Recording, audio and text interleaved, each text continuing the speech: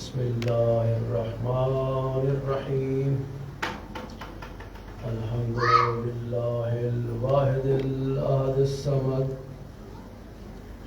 الذي لم يتخذ صاحبة ولا ولد ولم يكن له شريك في الملك ولم يكن له ولي من الذل وكبره تكبيرا اللهم صل على محمد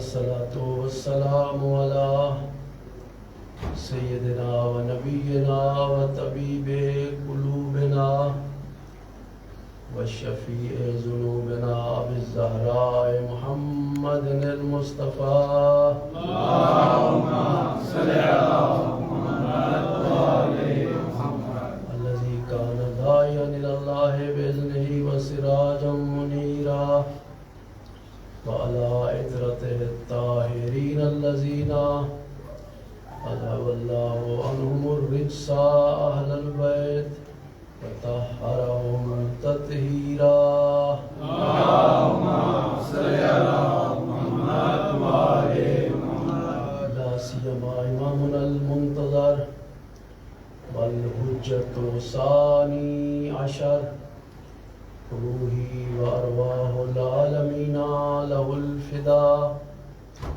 اللهم اشرح لي صدري ويسر لي أمري واحلل عقدة من لساني يفقهوا قولي واجعل لي من لدنك سلطانا نصيرا اللهم صل على محمد وآل محمد أما بعد فقد قال الله تبارك وتعالى في كلامه أعوذ بالله من الشيطان الرجيم بسم الله الرحمن الرحيم يا أيها الذين آمنوا اتقوا الله وكونوا مع الصادقين صلوات پڑھیں محمد اللهم صل على محمد وآل محمد دوستو بزرگوں بھائیوں میں نے آپ کی خدمت میں اللہ کے پاک کلام میں سے ایک آیہ مجیدہ کی تلاوت کا شرف حاصل کیا ہے کہ جس کے اندر خالق کائنات یہ ارشاد فرما رہا ہے اے مومنو اللہ کی نافرمانی کرنے سے ڈرو اور پھر فرمایا وَكُونُوا مَعَ الصَّادِقِينَ سچوں کے ساتھ ہو جاؤ۔ ہمارا عنوان گفتگو جو ہے یہ مسلسل 3-4 دنوں سے جو چل رہا ہے وہ دعائیں جو زیارت عاشورہ میں موجود ہیں، تو ان 12 کے قریب وہ دعائیں ہیں۔ تو وہ دعائیں ہمیں یہ بتاتی ہیں کہ اے مومنو، اے شیعو، اے اہل بیت کے ماننے والوں، تمہارا مقام، تمہاری منزلت کوئی کم نہیں ہے، تم بڑی عظمت کے مالک ہو، لیکن اس وقت کہ جب فرامین محمد وآل محمد پر تم عمل کرتے ہوئے نظر آؤ گے۔ توجہ فرما رہے ہیں سب؟ تو ایک دعا ہے جو زیارت عاشورہ میں موجود ہے، اَن یجعلنی معکم فی الدنیا والآخرہ، کہ ہم اللہ تبارک و تعالی سے یہ دعا مانگ رہے ہیں اے اللہ ہمیں دنیا اور آخرت میں امام حسین علیہ السلام کی معیت عطا فرما، یعنی ہمیں اہل بیت کا ساتھی بنا، ہمیں اہل بیت کی ہمراہی عطا فرما۔ دیکھیے یہ ہمراہی یا ساتھی ہونا یہ کچھ تقاضے ہیں اس کے، اگر ان تقاضوں کو انسان پورا کرے گا تو وہ ہمراہ ہو جائے گا۔ مثال کے طور پر آپ لوگ حج کے لیے جاتے ہیں، زیارات کے لیے جاتے ہیں، تو وہ جو قافلہ سالار ہوتا ہے وہ آپ سے پوچھتا ہے کہ میں نے ہوٹل میں اتنے کمرے بک کرائے ہیں، تو آپ میں سے کون کون لوگ ہیں جو ساتھ رہنا چاہتے ہیں؟ تو جن لوگوں کے ساتھ آپ کا مزاج ملتا ہوگا آپ کہیں گے کہ میں نے فلاں کے کمرے میں اس کے ساتھ رہنا ہے۔ کہ جو لوگ مثلا اہل سگار ہیں، سگریٹ وغیرہ پیتے ہیں، تو وہ کوئی ایسے شخص کو ڈھونڈیں گے کہ جو سگریٹ پیتا ہو۔ یا یہ ہے کہ آپ کسی تقریب میں جاتے ہیں، کسی فنکشن میں جاتے ہیں، تو اس فنکشن میں کرسیاں لگی ہوئی ہیں، آپ جب ہال کے اندر داخل ہوں تو سب سے پہلے یہ دیکھتے ہیں کہ آپ کے ہم مزاج لوگ کس طرف بیٹھے ہیں۔ توجہ فرما رہے ہیں سر؟ تو آپ کی کوشش یہی ہوتی ہے کہ ان کے ساتھ بیٹھا جائے، ان کی معیت میں وہ چند گھنٹے گزارے جائیں۔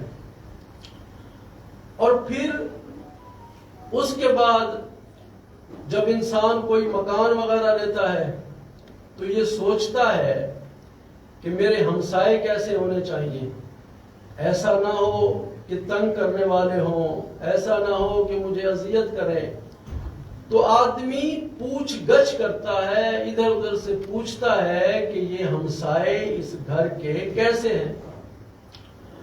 اس کے بعد اور مرحلہ آتا ہے، وہ مرحلہ یہ ہے کہ جب انسان شادی کرتا ہے تو اس وقت میاں اور بیوی دونوں اس بات کا بھی خیال رکھتے ہیں کہ اب یہ جو ہے نا 10-12 سال کا مسئلہ نہیں بلکہ پوری زندگی ہم نے رہنا ہے۔ تو پھر وہ بھی دیکھتے ہیں کہ شوہر صاحب کا اخلاق کیسا ہے، بیوی کا اخلاق کیسا ہے۔ تو یہ کسی کے ساتھ رہنے کے لیے کچھ تقاضے ہیں، ان کو پورا کرنا پڑتا ہے۔ صلوات پڑھ دیں محمد وعلى محمد۔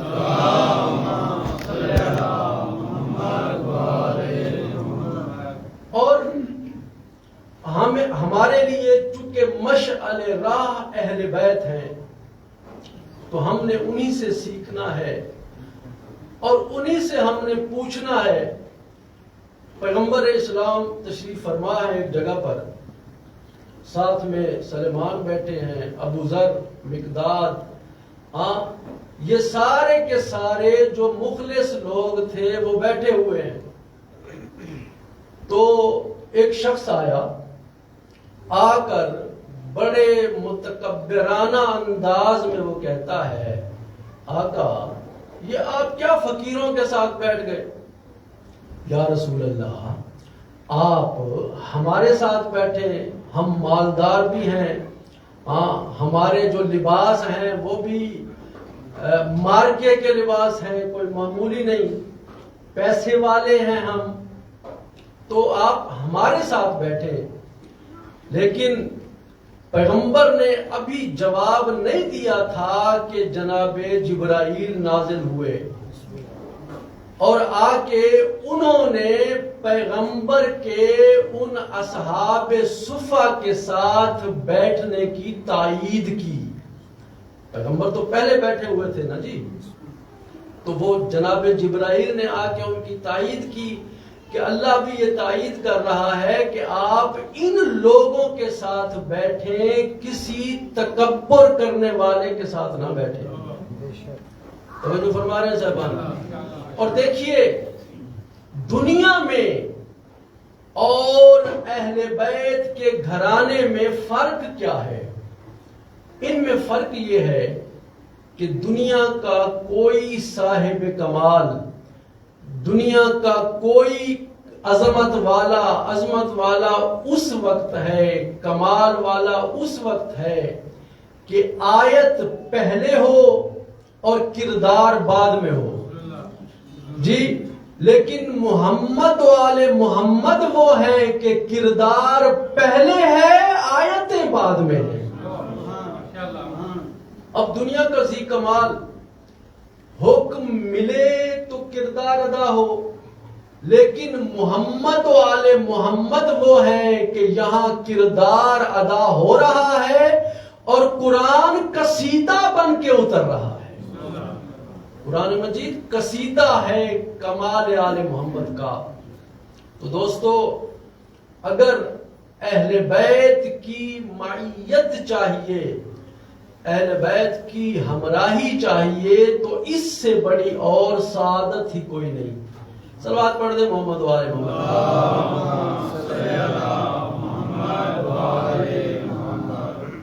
اگر اہل بیت کا ساتھ نصیب ہو جائے نا تو انسان باعظمت ہو جاتا ہے۔ تو آپ لوگ تو یہ دعا کر رہے ہو کہ اے اللہ ہمیں اہل بیت کی ہمراہی عطا فرما، دنیا میں بھی اور آخرت میں بھی۔ جی دنیا میں تو پھر بھی آپ کو اختیار ہے نا کہ آپ ان کی ہمراہی مانگیں یا نہ مانگیں، لیکن اگر دنیا میں بھی آپ کو ان کی ہمراہی مل گئی اور ملی ہوئی ہے، آپ کا ان مجالس میں آنا، ان محافل میں آنا، یہ دلیل ہے اس بات کی کہ آپ کو اہل بیت کی ہمراہی اللہ نے نصیب فرمائی۔ تو کچھ لوگ ہوں گے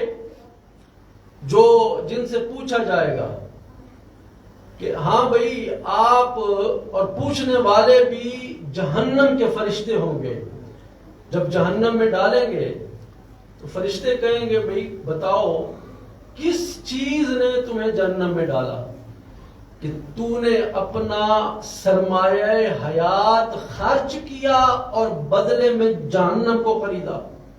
وہ کون سی چیز ہے؟ تو ان میں سے کوئی کہے گا کہ ہم نے رسول اللہ کا ساتھ نہیں دیا، ہم نے رسول کی عظمت کو نہیں پہچانا، اس لیے ہم جہنمی بنے۔ کسی سے پوچھا جائے گا کہ تم جہنم میں کیوں آئے؟ تو وہ جواب میں یہ کہے گا کہ ہم اطعام نہیں کرتے تھے، ہم کھانا نہیں کھلاتے تھے فقیروں کو۔ کسی سے پوچھا جائے گا کہ تم کیوں جہنم میں آئے؟ تو وہ کہے گا کہ ہم نماز نہیں پڑھتے تھے۔ جی اب یہ ساری قرآن کی آیتیں ہیں کہ جن کا مفہوم آپ کی خدمت میں عرض کر رہا ہوں۔ کسی سے یہ پوچھا جائے گا کہ تو کیوں جہنمی بنا، کس چیز نے تمہیں جہنمی بنایا؟ تو وہ کہے گا کاش میں فلانے کو اپنا دوست نہ بناتا، ہاں اس کی دوستی نے مجھے جہنمی بنا دیا ہے۔ لیکن ماشاءاللہ آپ تو وہ لوگ ہیں جو زیارت عاشورہ میں یہ پڑھتے ہیں کہ اے اللہ ہمیں محمد والے محمد کی دوستی عطا فرما۔ صلوات پڑھ دیں محمد والے محمد۔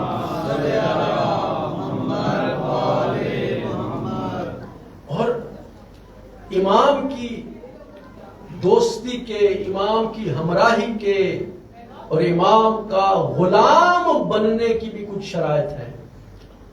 جب پوچھا گیا نا مولا سے، اور دیکھیے کبھی بھی انسان کو ایسا رویہ اختیار نہیں کرنا چاہیے کہ جس سے محمد والے محمد ناخوش ہوں۔ رسول اللہ صلی اللہ علیہ وآلہ وسلم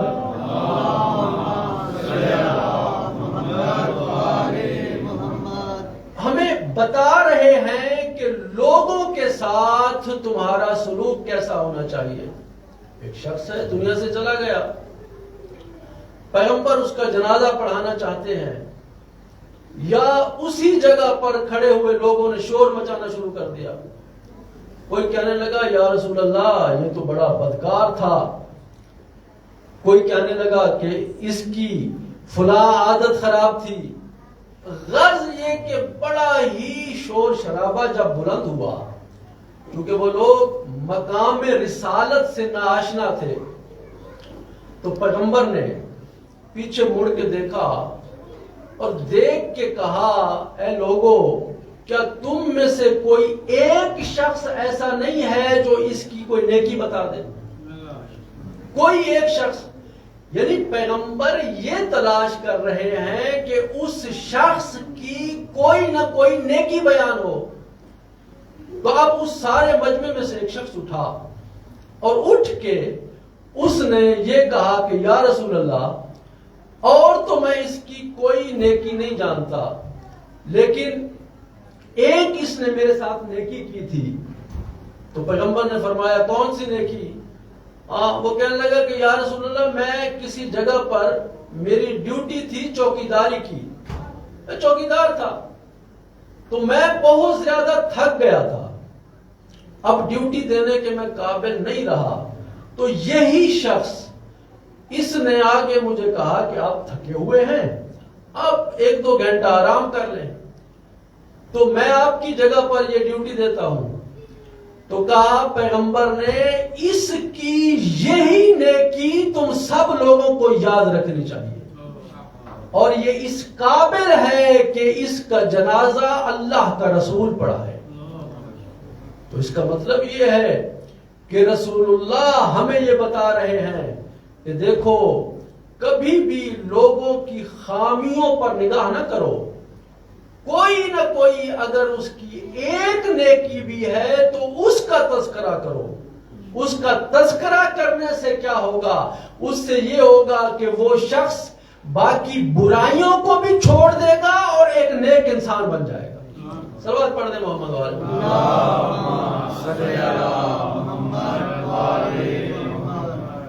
اور دعا یہ مانگی ہے کہ اے اللہ، ہمیں آل محمد کی دنیا و آخرت میں ہمراہی عطا فرما. تو جب یہ دعا ہے تو یہ آج کی دعا نہیں ہے، یہ اس وقت کی دعا ہے کہ جب فرزند رسول کربلا میں موجود تھے. کربلا میں موجود ہیں، یا ایک شخص کہ جس کا نام عموماً تاریخ میں نہیں لیا جاتا، اس کا نام ہے کاشت. کاشت اپنے بھائی کے ساتھ امام کی خدمت میں حاضر ہوا اور آ کے کہتا ہے مولا، میں اس دنیا میں اور آخرت میں یہ چاہتا ہوں کہ آپ کے ساتھ ہمیشہ رہوں. ہاں، تو میں حاضر ہوا ہوں اپنے بھائی کے ساتھ، یہ میرا بھائی ہے، آپ ہماری غلامی کو قبول فرمائیے. یہ کس وقت کی بات ہے؟ یہ اس وقت کی بات ہے جب فرزند رسول خطبہ دے رہے تھے اور امام کے اصحاب اس خطبے کو سن رہے تھے. امام نے کہا ٹھیک ہے، اگر ہماری محفل میں آنا چاہتے ہو، ہمارا ساتھی بننا چاہتے ہو تو آ جاؤ، بسم اللہ. وہ آئے اور اس طرح سے آ کے وہ امام سے ملے. اور صرف یہی نہیں بلکہ ایک شخص تو اس وقت امام کی خدمت میں آیا کہ جب امام شہید ہو چکے ہیں. امام شہید ہو چکے ہیں، سروں کو نیزوں پہ لٹکایا جا چکا ہے، خیموں کو آگ لگ چکی ہے. تو اس وقت وہ شخص وہاں پہ آیا اور آ کے پوچھتا ہے مولا حسین کہاں ہے؟ یہ ہے حسینی جو ہر وقت مولا کی خدمت کرنے کے لیے مولا کے پیچھے پیچھے چلتا رہتا ہے. اب چونکہ وہاں پہ پہرا لگا ہوا تھا، نہیں پہنچ سکا پہلے، بعد میں جب پہنچا ہے نا، اس وقت پہنچا ہے جب وہ لوگ، جب وہ دشمن دین خدا کیا کر رہے تھے؟ مال غنیمت جمع کر رہے تھے، خیموں کو آگ لگا رہے تھے. اس وقت وہ شخص پہنچا ہے اور اس نے تلوار اٹھائی، تلوار اٹھا کے اس لشکر پہ ٹوٹ پڑا اور ایسے ٹوٹا کہ گویا دوبارہ یہ جنگ شروع ہو رہی ہے. حالانکہ اگر وہ چاہتا تو امام تو شہید ہو چکے تھے، چلا جاتا، لیکن نہیں. اس نے کہا نہیں، میں امام کی ہمراہی چاہتا ہوں، میں چاہتا ہوں کہ امام کا ساتھی کہلاؤں. توجہ فرمائیے صاحبان. جب مولا امام محمد باقر علیہ السلام سے پوچھا گیا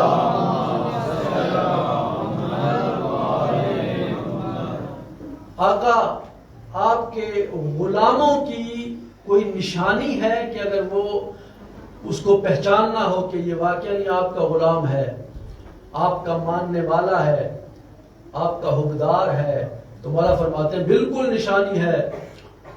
تو سائل نے عرض کی مولا کو کون سی نشانی ہے کہ جس سے ہم پہچان سکیں کہ یہ شخص آپ اہل بیت کا غلام ہے؟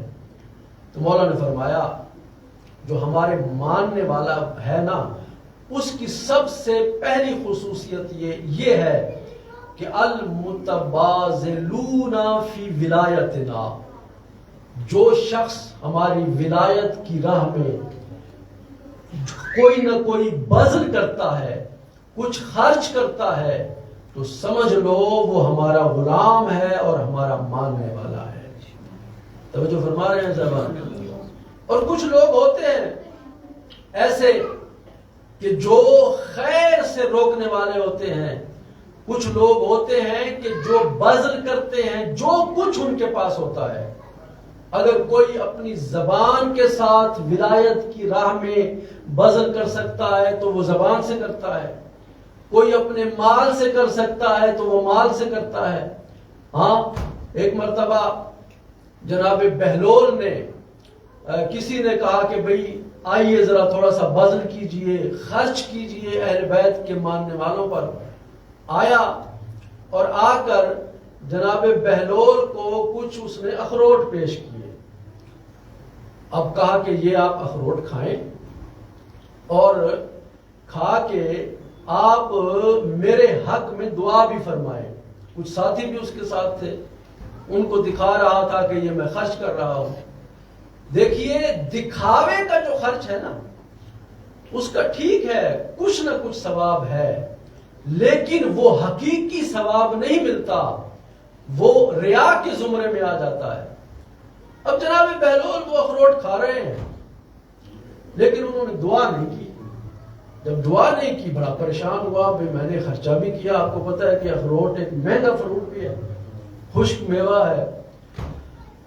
تو کہتا ہے بہلول یہ کیا کر رہے ہو؟ یہ آپ کے اخروٹ کے توڑنے کی آواز بھی میں نے سنی ہے، اور اخروٹ آپ جو کھا رہے ہو اس کھانے کی آواز بھی میں سن رہا ہوں اور میرے ساتھی سن رہے ہیں۔ بہلول لیکن میں نے دعا کی آواز نہیں سنی، آپ نے کسی قسم کی دعا میرے حق میں نہیں کی۔ تو جناب بہلول مسکرا کے کہتے ہیں کہ اگر یہ تو نے محمد والے محمد کی خوشنودی کے لیے خرچ کیا ہے نا، تو پھر اللہ تبارک و تعالی اس اخروٹ کے ٹوٹنے کی آواز کو بھی سن رہا ہے اور میرے اخروٹ کھانے کی آواز کو بھی سن رہا ہے۔ توجہ فرما رہے ہیں صاحب؟ صلوات پڑھ دے محمد والے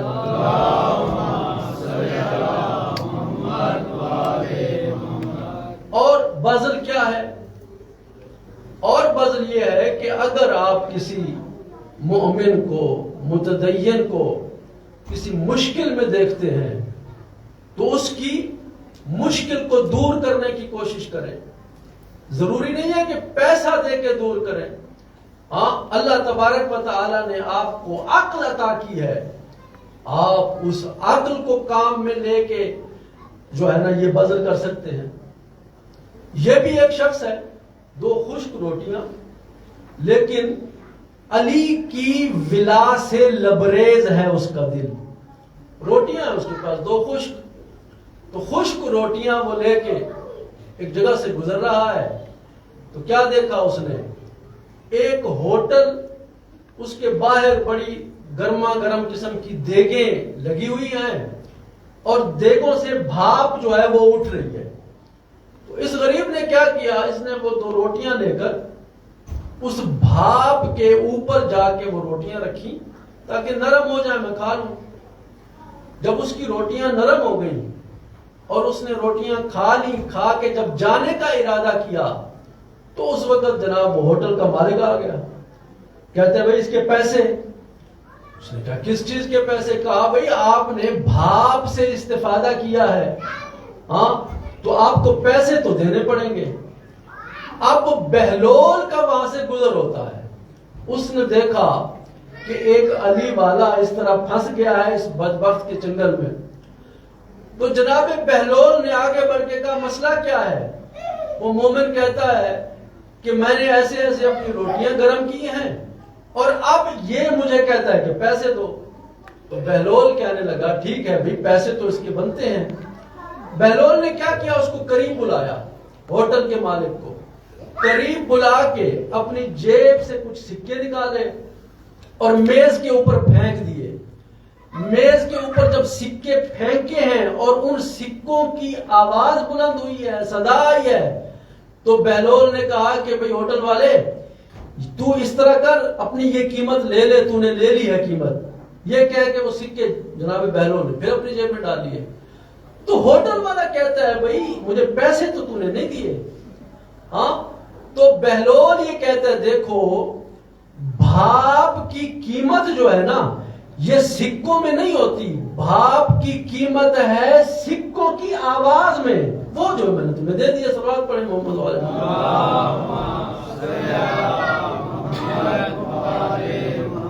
تو دنیا کے نزدیک تو بہلول دیوانہ تھا، لیکن اللہ نے اسے ایسی عقل دی تھی اور وہ اپنی عقل کے ساتھ بذل کرتا تھا، خرچ کرتا تھا، لوگوں کو مصیبتوں سے بچاتا تھا. مولا کوئی اور نشانی ہے ہمارے ماننے والوں کی؟ مولا کوئی اور نشانی ہے آپ کے حقیقی غلاموں کی؟ تو مولا فرماتے ہیں ہاں بالکل. ایک تو یہ ہے کہ وہ ولایت کی راہ میں خرچ کریں، اور دوسرا یہ ہے المتزاورون فی احیاء امرنا، کہ وہ ایک دوسرے کی زیارت کریں. کیوں؟ اس لیے کہ ہمارے امر کا احیاء ہو، اس لیے کہ ہمارے تذکرے عام ہوں. وہ جیسے آپ ہیں، آپ ظاہر ہے یہاں پہ مجلس حسین میں آئے ہیں تو آپ نے یہاں آ کر ایک دوسرے کی زیارت بھی کی ہے، اور اس کے علاوہ آپ اہل بیت کے تذکرے بھی سن رہے ہیں. صلوات پڑھ دیں محمد والے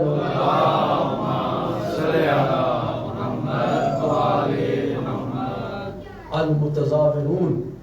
مولا کوئی اور نشانی آپ کے غلاموں کی؟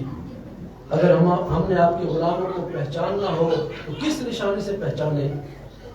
مولا نے یہ فرمایا کہ ایک تو یہ ہے کہ وہ بذل کرتے ہوں، دوسرا یہ ہے کہ وہ مجالس میں جاتے ہوں، تیسرا یہ ہے المتحابون فی مودتنا، کہ ہماری محبت میں، ہماری مودت میں ایک دوسرے کے ساتھ پیار بھی کرتے ہو. آپس میں کوئی اختلاف ہے، کوئی مسئلہ ہے، کوئی مشکل ہے، لیکن محمد و آل محمد کی خاطر جب امام بارگاہ میں آتے ہیں تو سارے اختلاف باہر پھینک کے آتے ہیں. ایسے بیٹھے ہوتے ہیں جیسے سگے بھائی بیٹھے ہوں. سبات پڑھ دیں محمد والا.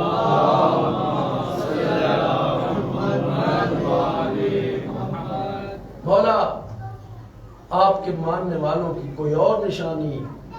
فرمایا ہاں اور نشانی یہ ہے کہ سلم لمن خالتو، جو شخص ان کے ساتھ اٹھتا بیٹھتا ہے نا، جو شخص ان کے ساتھ کام کرتا ہے، اب وہ باس ہیں اور وہ ان کا ملازم ہے، یا برعکس یا کسی طرح کا بھی تعلق ہے، آپ کی دکان پہ کوئی کام کرتا ہے، جی آپ کے پاس وہ رہتا ہے، آپ کے مکان میں رہتا ہے، تو جو بھی آپ کے ساتھ ہے، یعنی اہل بیت کے ماننے والوں کے ساتھ ہے، وہ اہل بیت کے ماننے والے کی طرف سے اس کے لیے صرف سلامتی ہی سلامتی ہے. توجہ فرما رہے ہیں صاحب؟ مولا اور کوئی نشانی آپ کے غلاموں کی؟ فرمایا ہاں ایک اور نشانی بھی ہے. وہ کیا نشانی ہے؟ فرمایا وہ نشانی یہ ہے کہ ان کے جو جار ہیں، جو ہمسائے ہیں، وہ ان سے راضی اور خوش ہیں.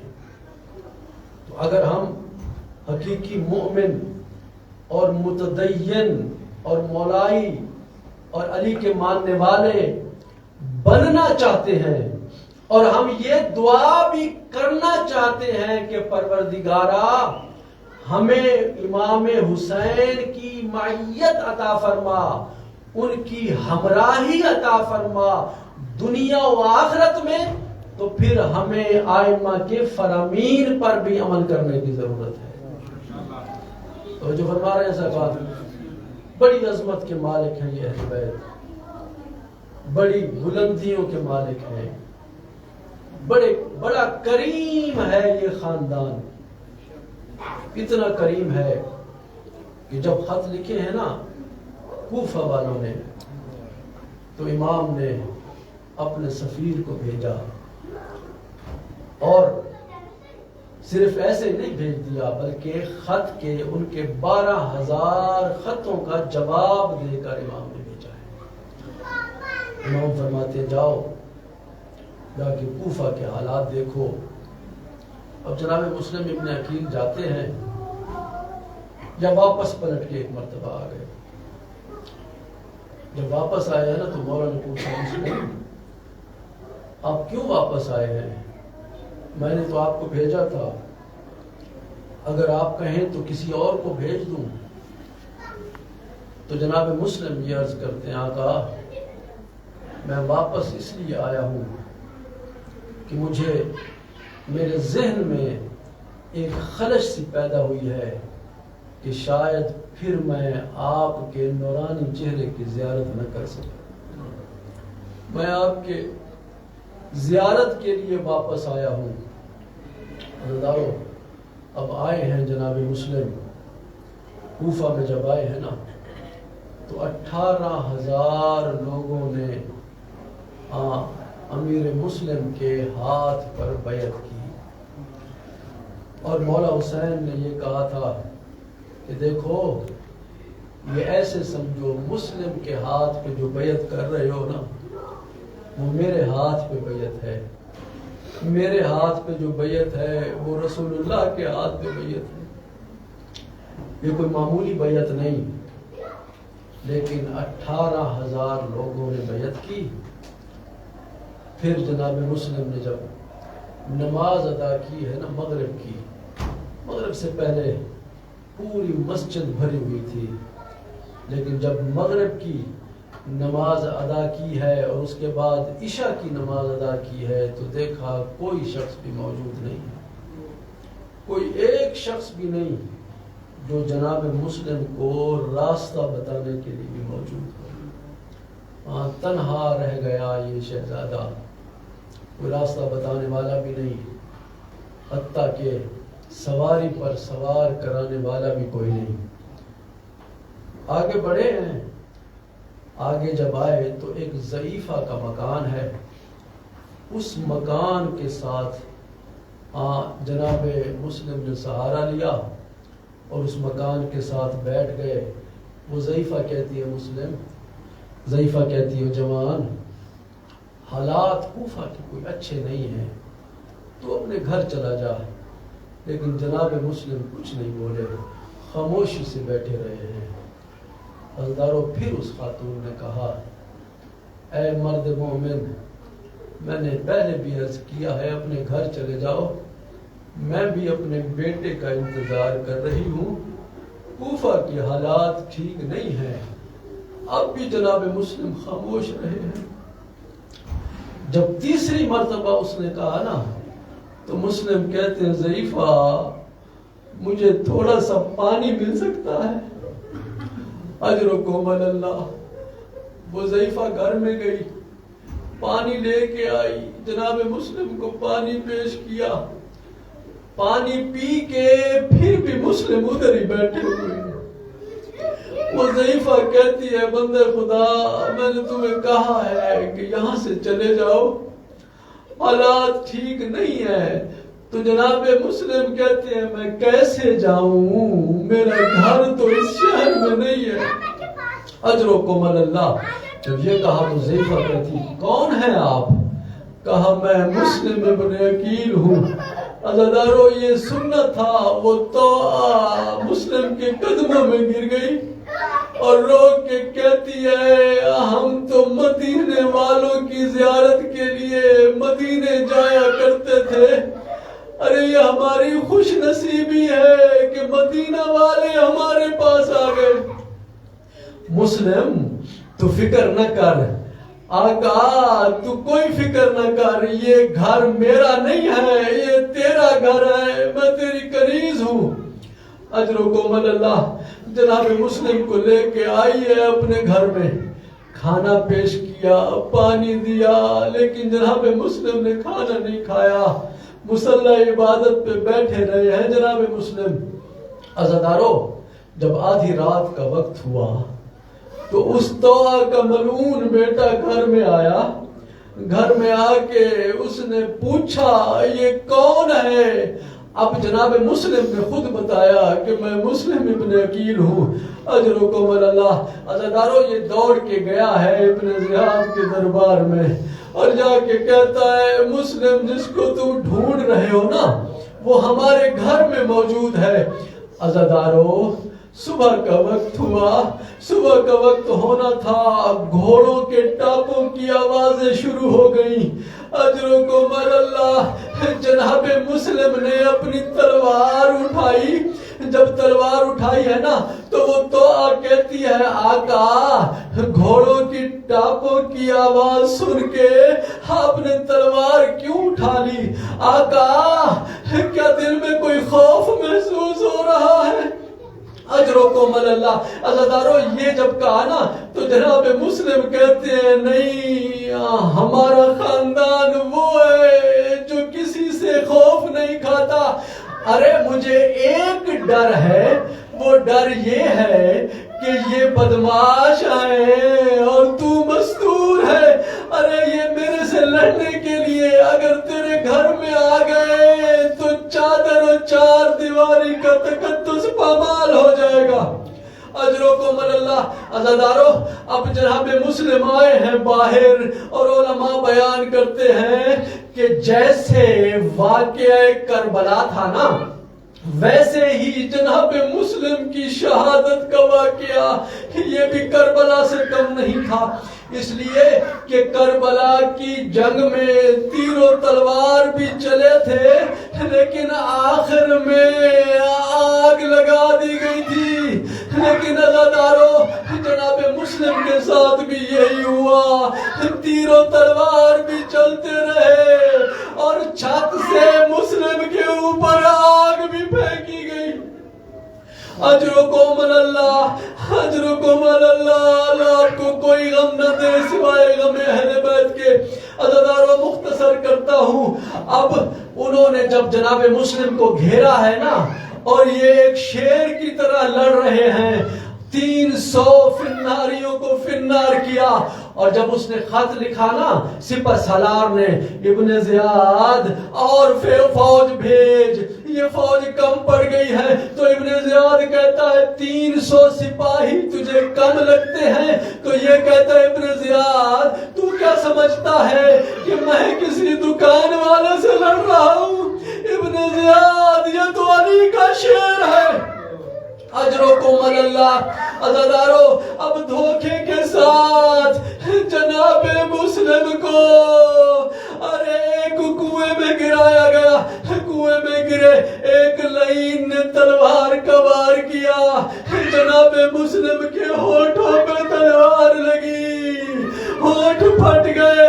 اجرکم اللہ عزادارو جب گرفتار کر لیا نا، جب جناب مسلم کے ہاتھوں کو پسے پشت باندھ دیا گیا تو ان کو لے کے آئے اور ایک دیوار کے ساتھ بٹھا دیا۔ اجرکم اللہ عزادارو جناب مسلم کہتے ہیں کیا تھوڑا سا پانی مل سکتا ہے؟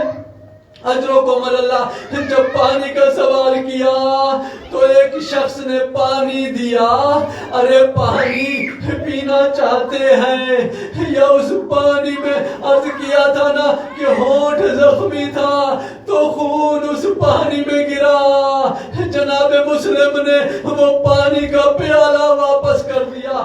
اجرکم اللہ، اجرکم اللہ عزادارو پھر دوبارہ پانی مانگا، ارے پھر بھی مسلم کو پانی ملا لیکن اس میں پھر خون آ گیا۔ عزیزانو تیسری مرتبہ جب جناب مسلم نے پانی مانگا تو انہوں نے پانی دیا۔ ہائے مسلم، ارے جناب مسلم کے دانت ٹوٹ کر اس پیالے میں گر گئے، خون جاری ہو گیا۔ جناب مسلم نے وہ پیالہ بھی واپس کر دیا اور کہتے ہیں ہائے مسلم تیری قسمت میں پانی نہیں ہے۔ میں عرض کروں گا آقا تیری قسمت تو پھر بھی اچھی ہے۔ ارے کربلا میں اپنے 6 ماہ کے لال کے لیے کریم حسین ایک گھونٹ پانی کا سوال کرتا ہوا نظر آئے گا لیکن اسے پانی نہیں ملے گا۔